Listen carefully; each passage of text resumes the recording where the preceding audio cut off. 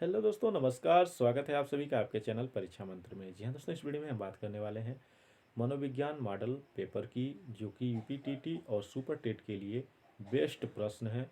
जो अगर आप एक बार इन प्रश्नों को देख लेते हैं तो 100% जो है इनमें से फंसेगा परीक्षा में। ठीक है, चलिए शुरू करते हैं। शुरू करने से आपको पहले आपको एक जानकारी देनी है अनअकैडमी के बारे में। अनअकैडमी प्लस फीचर्स में आपको हम बता दें दोस्तों, लाइव क्लासरूम आपको अपने घर पे मिल जाता है, अनलिमिटेड एसेस मिल जाते हैं सभी कोर्स में। साथ में आपको यहाँ पे फ्री टेस्ट मिल जाता है, प्रैक्टिस टेस्ट मिल जाता है। ठीक है, बैच कोर्सेस उपलब्ध है, मेंटरशिप एंड गाइडेंस यहाँ पे उपलब्ध है। साथ में हम आपको बता दें दोस्तों, यहाँ पे आपके सिलेबस को कवर कराया जाएगा। साथ में रेगुलर डाउट क्लियर सेशन चलता है और आंसर राइटिंग सेशन भी रेगुलर चलता है। लाइव टेस्ट सीरीज प्रोवाइड कराया जाता है। साथ में स्टडी मटेरियल जो है PDF फॉर्मेट में प्रोवाइड कराया जाता है। ठीक है,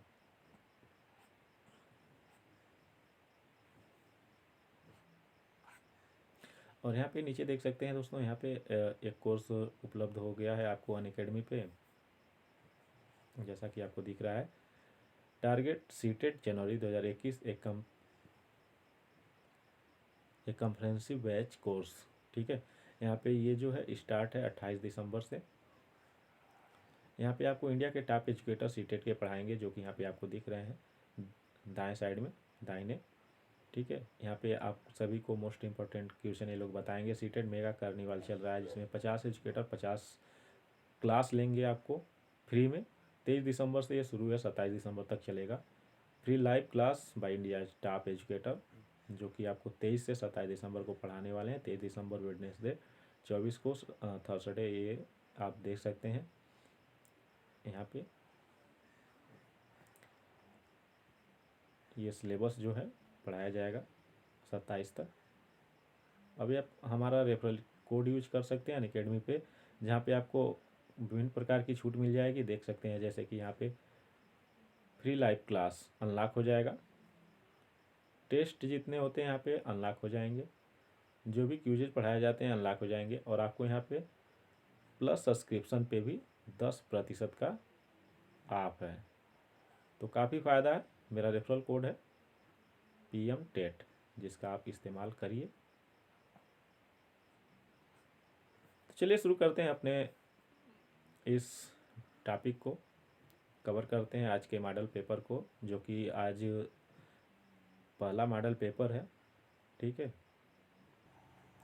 तो दोस्तों जैसा कि आप सभी को हम बता दें कि ये पहला मनोविज्ञान का प्रैक्टिस सेट है। इसमें थोड़े से ही प्रश्न लिए गए हैं, जो कि बहुत ही इंपॉर्टेंट है। ये हमारा व्हाट्सअप नंबर है 8318211408।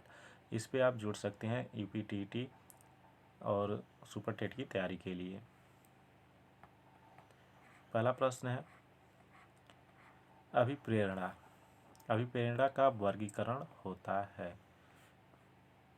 स्वाभाविक और कृत्रिम तरीके से, या कम महत्वपूर्ण तथा अधिक महत्वपूर्ण। तीसरा विकल्प है जन्मजात तथा अर्जित, और चौथा है अभिप्रेरणा और प्रलोभन। तो मुझे उम्मीद है दोस्तों इसका विकल्प आप सभी को पता होगा, जो कि बहुत ही महत्वपूर्ण प्रश्न है आप सभी के लिए। ठीक है, तो जन्मजात तथा अर्जित अभिप्रेरणा का वर्गीकरण जो है दो तरीके से किया जाता है, जन्मजात और अर्जित। जन्मजात में अभिप्रेरणा, जो जन्मजात अभिप्रेरणा होती है, जैसे कि नींद हो गया। ठीक है, नींद हो गया, काम हो गया आपका। ठीक है, ये चीज़ें आपकी जन्मजात में आती हैं। और अर्जित अभिप्रेरणा, जैसे कि उपलब्धियां हो गई। ठीक है, उपलब्धि हो गई, सत्ता हो गया, ये चीज़ें आपकी अर्जित अभिप्रेरणा के अंतर्गत आती हैं। ठीक है, नेक्स्ट प्रश्न है,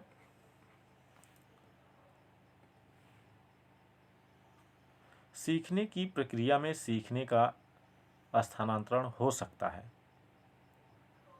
विकल्प है सकारात्मक, शून्य, नकारात्मक, D ये सभी। तो दोस्तों सीखने की प्रक्रिया में सीखने का स्थानांतरण जो है, ये जो विकल्प आप देख रहे हैं, ये चारों विकल्प आपके सत्य हैं, ये तीनों। तो इसका सही जवाब होगा ऑप्शन नंबर D, सकारात्मक, शून्य, नकारात्मक, तीनों तरीके से स्थानांतरण हो सकता है। अगला प्रश्न है, क्वेश्चन नंबर 3, विकास की किस अवस्था में बुद्धि का अधिकतम विकास होता है? बाल्यावस्था, शैशवावस्था, किशोरावस्था, प्रौढ़ावस्था। तो दोस्तों इसका सही जवाब है बाल्यावस्था। बाल्यावस्था में विकास जितना हो जाता है पूरे लाइफ में मिला के उतना माना जाता है कि होता है। तो इसका सही जवाब है ऑप्शन नंबर ए। दोस्तों इस सीरीज में कुल 19 प्रश्न हैं।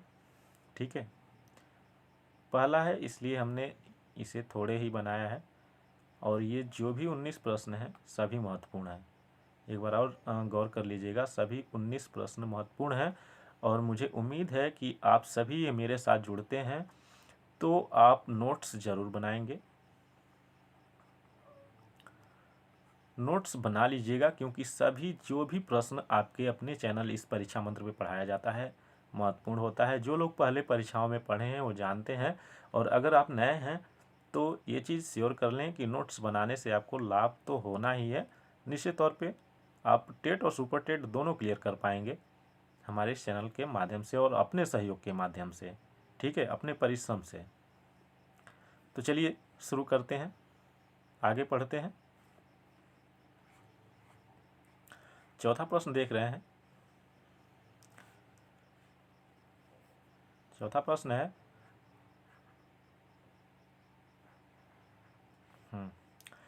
कोहलर अंतर्दृष्टि सूझ द्वारा सीखने के सिद्धांत से कोहलर ने प्रयोग किया, यानी कि अंतर्दृष्टि सूझ द्वारा सीखने के सिद्धांत का प्रयोग जो है कोहलर ने किस पे किया था? तो कुत्ते पे, वनमानुषों पे, बिल्ली पे, चूहों पे।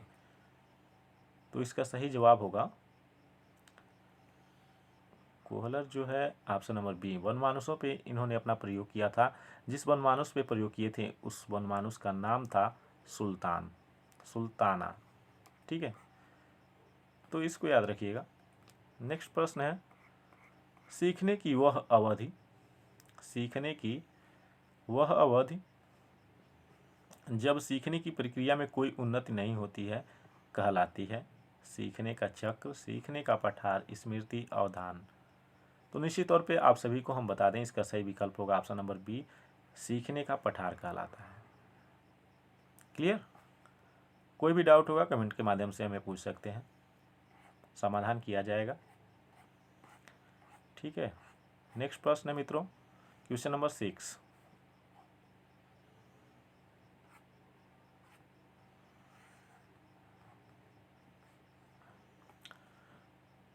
उदाहरण, निरीक्षण, विश्लेषण, वर्गीकरण, नियमीकरण निम्नलिखित में से किस विधि के सोपान हैं? ऑप्शन ए है निगमन विधि, बी है आगमन विधि, सी है अंतर्दर्शन विधि, और डी है बहिर्दर्शन विधि। तो ये सभी आप जो विकल्प देख रहे हैं, ठीक है, यानी कि उदाहरण, निरीक्षण, विश्लेषण, वर्गीकरण, नियमीकरण, ये सभी के सभी ऑप्शन नंबर 20 का सही होगा। ठीक है, आगमन विधि के सोपान है, ऑप्शन नंबर बी सही है। ठीक है, नेक्स्ट प्रश्न है क्वेश्चन नंबर 7। अनुभव द्वारा व्यवहार में परिवर्तन कहलाता है? स्मृति, सीखना, प्रेरणा, चिंतन। सही जवाब है सीखना। कोई भी व्यक्ति अनुभव द्वारा जो व्यवहार में परिवर्तन लाता है उसे सीखना ही कहते हैं। ठीक है, नेक्स्ट प्रश्न है विकास की किस अवस्था में बुद्धि का अधिकतम विकास होता है? तो इस प्रश्न का जवाब अभी आप लोगों ने पढ़ा ही है, ऑप्शन नंबर ए इसका सही होगा बाल्यावस्था। ठीक है, नेक्स्ट प्रश्न है मनोविज्ञान का शिक्षा के क्षेत्र में सबसे बड़ा योगदान है?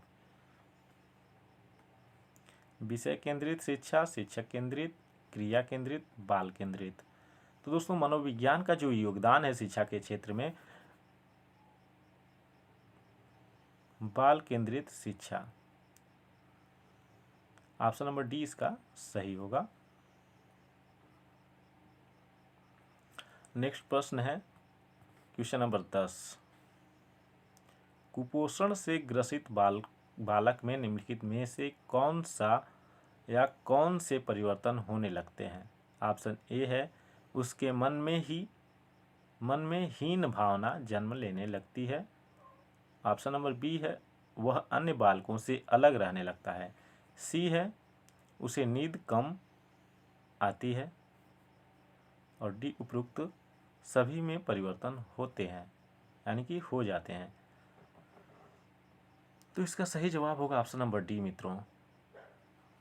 ठीक है, अगर बालक जो है कुपोषण से ग्रसित है तो निश्चित तौर पे उसके मन में हीन भावना जन्म लेंगी ही लेंगी। साथ में वह अन्य बालकों से अलग रहना पसंद करने लगता है। उसे नींद भी कम होने उसकी नींद जो है कम हो जाती है, यानी कि कम सोता है।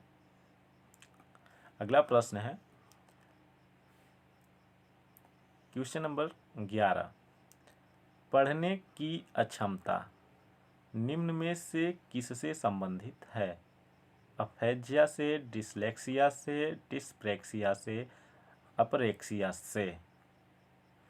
तो सही जवाब है ऑप्शन नंबर बी, डिसलेक्सिया से। Option number b. नेक्स्ट प्रश्न है क्वेश्चन नंबर 12। निम्न में से एक प्रतिभाशाली बालक की विशेषता क्या है? प्रतिभाशाली बालक की विशेषता क्या है? ऑप्शन ए है मूर्त विषयों में रुचि। मूर्त विषयों में रुचि। ऑप्शन नंबर बी है मंद बुद्धि बालकों में रुचि। दैनिक कार्यों में समरूपता। और डी है सामान्य अध्ययन में रुचि। तो ऑप्शन नंबर डी इसका सही होगा, सामान्य अध्ययन में रुचि। क्वेश्चन नंबर 13 है शिक्षा में सुधार के लिए एक शिक्षक को सुधार हेतु निम्न में से क्या उपाय करने चाहिए?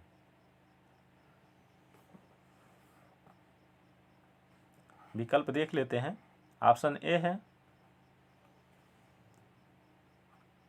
मुक्त अनुशासन के नियम का पालन करना चाहिए। बी है शैक्षिक उपकरणों का प्रयोग करना चाहिए। सी है पाठ्यक्रम को रुचिपूर्ण ढंग से पढ़ाना चाहिए। और डी उपरोक्त सभी।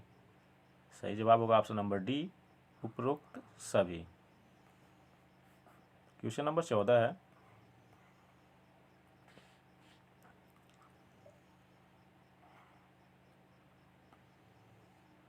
यहाँ पे आपको विकल्प मिल जाएंगे, आंसर की जो मिल जाएगा। अगर आपको पीडीएफ चाहिए तो आप हमारे व्हाट्सएप नंबर 8318 यहाँ पे लिख दे रहे हैं 8318 211 408 पे मैसेज, नाम, ठीक है, और ज़िला, नाम और ज़िला लिखकर मैसेज कर देंगे, आपको प्रोवाइड करा दिया जाएगा। ठीक है।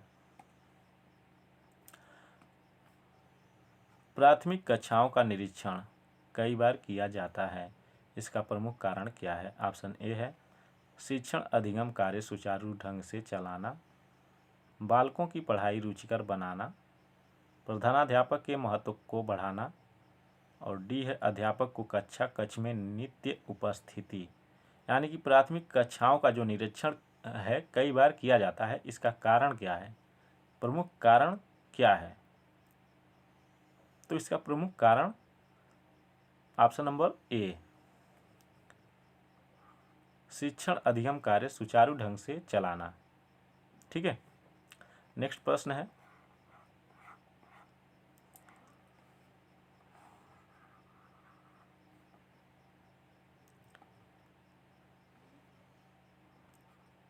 भारतीय शिक्षण प्रणाली में 10+2+3 शिक्षा पद्धति का विकास किस आयोग की अनुशंसा पर किया गया? ऑप्शन ए कोठारी आयोग, राधाकृष्णन आयोग, मुदालियर आयोग, इनमें से कोई नहीं।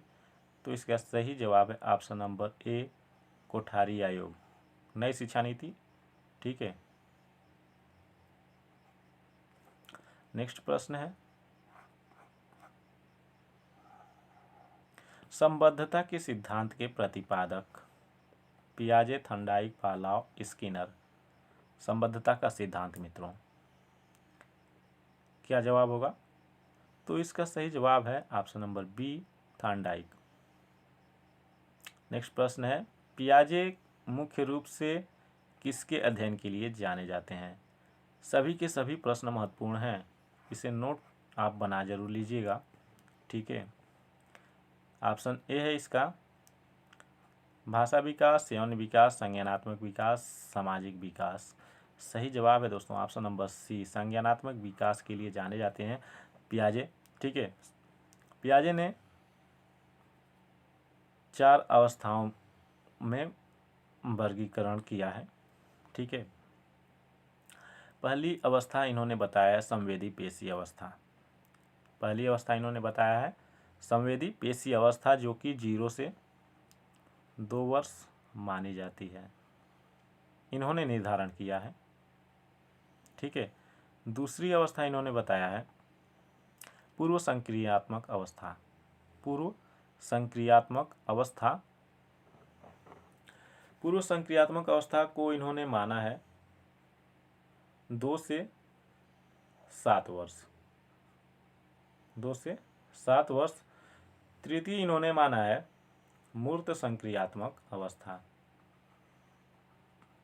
मूर्त संक्रियात्मक अवस्था, मूर्त संक्रियात्मक इन्होंने 7 से 12 माना है। ठीक है, 7 से 12 वर्ष तक इन्होंने मूर्त संक्रियात्मक अवस्था को माना है। और चौथा इन्होंने माना है औपचारिक संक्रियात्मक अवस्था। चौथा इन्होंने क्या माना है? तो औपचारिक संक्रियात्मक अवस्था, औपचारिक संक्रियात्मक अवस्था। इन्होंने 12 वर्ष के बाद वयस्कावस्था तक इन्होंने औपचारिक संक्रियात्मक अवस्था को माना है। और क्वेश्चन नंबर 18 है, जब मानव शरीर के एक भाग को दिए गए प्रशिक्षण का अंतरण दूसरे भाग में हो जाता है तो उसे कहते हैं ऊर्ध्व अंतरण। बी विकल्प है इसका क्षैतिज अंतरण, सी है द्विपार्श्वीय अंतरण और डी है इनमें से कोई नहीं। तो सही जवाब होगा दोस्तों ऑप्शन नंबर सी। ठीक है, द्विपार्श्वीय अंतरण। ठीक, और लास्ट प्रश्न है, क्रिया प्रसूत अनुकूलन सिद्धांत का प्रतिपादन किसने किया था? Pavlov, Skinner, Thorndike, Kohler. सही जवाब है option number b, Skinner. Skinner ने अपना क्रिया प्रसूत अनुकूलन का सिद्धांत जो है चूहों पे प्रयोग किया था। ठीक है, इसको याद रखिएगा, ये भी पूछता है परीक्षा में। तो धन्यवाद मित्रों, वीडियो कैसा लगा हमें ज़रूर कमेंट करके बताएं। वीडियो अच्छी लगी हो तो लाइक ज़रूर करें। ठीक है, लाइक करने के साथ साथ चैनल को सब्सक्राइब करना ना भूलें। सब्सक्राइब करें, शेयर भी करें मित्रों के पास। और आप सुपर टेट और यूपी टेट की तैयारी करना चाहते हैं तो निश्चित तौर पे आप हमारे व्हाट्सएप नंबर 83 18 211 408 पर नाम और ज़िला लिखकर कमेंट करें। टेलीग्राम चैनल पे जुड़ें, वीडियो के डिस्क्रिप्शन में लिंक दे दिया गया जहाँ पे PDF आपको प्रोवाइड कराया जाएगा। ठीक है, टेलीग्राम पे सर्च करें परीक्षा मंत्र, परीक्षा मंत्रा। ठीक है, परीक्षा /मंत्रा। धन्यवाद दोस्तों, मिलते हैं नेक्स्ट वीडियो में।